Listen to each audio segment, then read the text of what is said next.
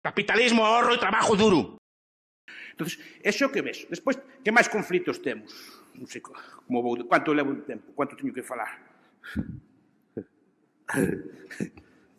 Sigo. Digo, porque a xente querrá comer, mentre que se non acabe eu non comedes.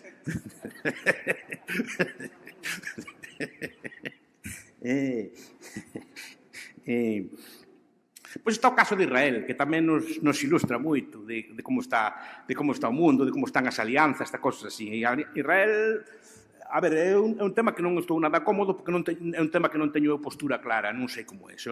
Todo apunta a que foi o atentado do 7 de outubro e os crímenes do 7 de outubro foron unha especie de provocación. Non se explica de outra forma. Un atentado, faz daño, te marchas, pero non o filmas, non te recreas. Quero dicir, non é isto. Isto é unha cousa para provocar, para decir, mira, tedes que atacarnos porque sí. Non che dá outra opción. Non é un atentado, unha bomba que pos nun sitio, unha cousa así, que despois non queda moi claro quen foi. Foron ali, filmaron, gravaron, exhibiron tal, non sei me explico eso. É dicir, é casi unha provocación. Digo, como podes provocar? Porque aí está a cuestión. Jamás é unha semi-guerrilla, semi-estado. Non se sabe moi ben o que é. Non chega a ser un estado, pero é unha guerrilla como un grupo terrorista ou como queran chamar, unha milicia. Unha milicia das que Irán ten moitas, non? Unha milicia...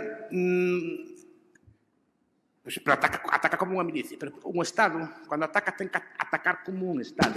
Digamos que os estados non poden modular a forza. Isto explicou, por certo, un teórico militar israelí que se chama Martin Van Clevers, que analiza moi ben estas cousas, incluso analiza isto de que Israel como que se está equivocándose militarmente, no senso de que é moi difícil, os estados cando atacan de forma, digamos, como ruda, atacan con todo o armamento que teñen, atacan con avións, con cosas polo estilo, e non modulan, e claro, aí nese tipo de guerras pagan sustos por pecadores. Entón, claro, eso ao final desprestixia moito o país que ataca e ao final pode voltarse contra el, que supoño que esa é a estrategia original, que xenere tanto reseitamento no resto do mundo que os aliados de Israel, incluso Estados Unidos, se empecen a apartar un pouco del ou que cree, digamos, desconcerto entre os seus e que aqueles que podían aliarse nos acordos de Abraham, como son Arabia, como son os países do norte de África, que son aliados, porque se empezan a apartar de ti, que supoño que a estrategia están en parte conseguindo. Por que? Porque un Estado non pode modular. Para pelear contra unha guerrilla hai que combatir con outra guerrilla ou con algo semellante.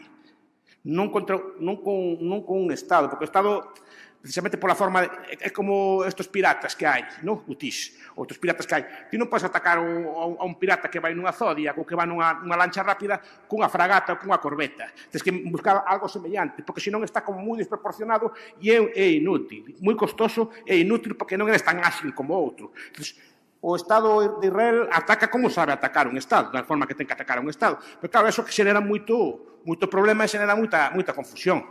E claro, despois xenera desorden nacional. O que vexo tamén é, por exemplo, que os amigos de Palestina non ten tantos como pensaba.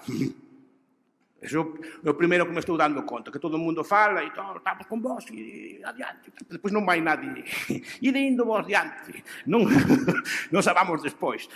Non. Que o que vexo que así que salen ali os ayatolás e falan e así, pero despois non veo eu que haya unha correlación cun apoio real a Palestina. Está deixando un pouco vendida. Ten toda a pinta. Ni siquiera os aliados egipcios, etc., todos lavan as mans, non queren saber nada deso. Entón, é unha cosa que podemos ver, non tamén, que desas alianzas e cosas polo estilo. E aquí tamén, aquí eu creo que é un conflito que a mí, por menos, se me escapa, ten tantas raíces, tantas derivadas que se me escapa, creo que a postura neste aspecto do goberno español a mí pareceme correcta. É dicir, estás co teu socio, pero tampouco te mollas moito porque tampouco entendes moito a clave. Eu creo que, ao igual que Pedro Sánchez non me gustan moitas cousas, nestes aspectos a min convénceme máis. Repito que non son especialmente... que non son moi partidario de Pedro Sánchez, se me entende. Pero dito isto, hai cousas neste aspecto que sí que me parecen, tanto en Ucrania como aquí, que están facendo ben. É dicir, non está botando gasolina ao lume, sino que está intentando apaciguar e iso me parece ben.